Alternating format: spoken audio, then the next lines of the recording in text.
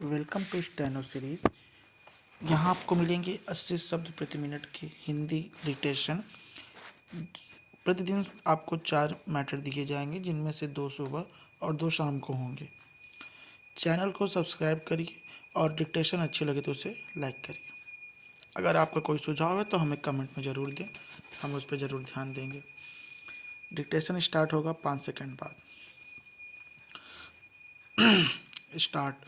भारतीय राजनीति में अनेक दल काम कर रहे हैं और हर एक न्यूनाधिक मात्रा में जनता के किसी न किसी अंग से समर्थन प्राप्त करने की चेष्टा करता है, किंतु राजाओं का संघ किस बीमारी की दवा है, यह हम अभी तक नहीं समझ पाए।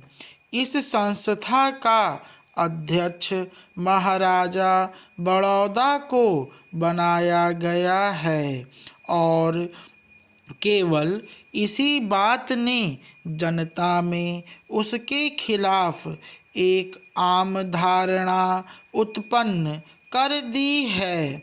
महाराजा के हाथ में जब रियासत की शासन सत्ता थी, तब उनका अधिकतर समय विदेशों में ही बीतता था। प्रजा की गाढ़ी कमाई का पैसा वह विलायत में घोड़े दौड़ाने में फूंकते रहते थे, किंतु अब उनके वक्तव्यों से ऐसा लगता है कि उनमें जनसेवा की भावना बड़े वेग से उमड़ पड़ी है। अभी अभी वह विलायत के अपने ताज़ा सफ़र से लौटे हैं और उन्होंने अपने एक वक्तव्य द्वारा राजाओं के संघ को जनता की निगाह में लाने का प्रयास किया है। उनका कहना है कि भारतीय संविधान ने जिन मूलभूत अधिकारों की गारंटी दी है, उनमें सभा संस्था बनाने का अधिकार भी शामिल है। राजाओं ने अपना संघ स्थापित कर सभा संस्था बनाने के उसी मूलभूत अधिकार का उपयोग किया है।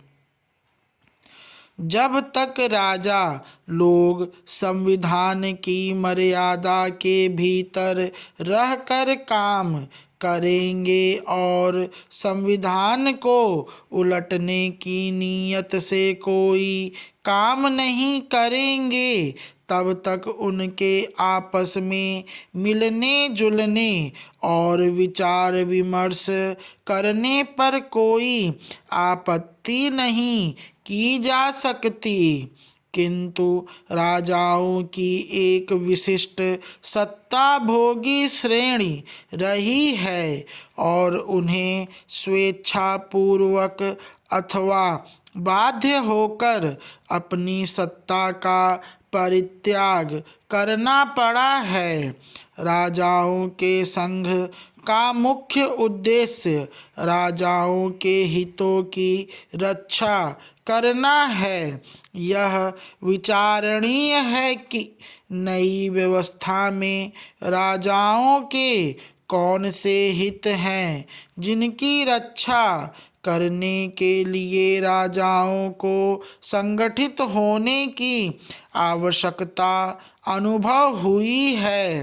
राजाओं का जेब खर्च निर्धारित कर दिया गया है और यदि उसके समय पर मिलने पर कोई अड़चन पेश आए तो यह उनके लिए चिंता का विषय हो सकता है, किंतु अभी तक कोई ऐसा उदाहरण प्रकाश में नहीं आया जिसमें किसी राजा को अपना निश्चित जेब खर्च समय पर प्राप्त करने में बाधा आई हो, उनकी मान मर्यादा जितनी नई परिस्थितियों में कायम रह सकती है उतनी बनी हुई है।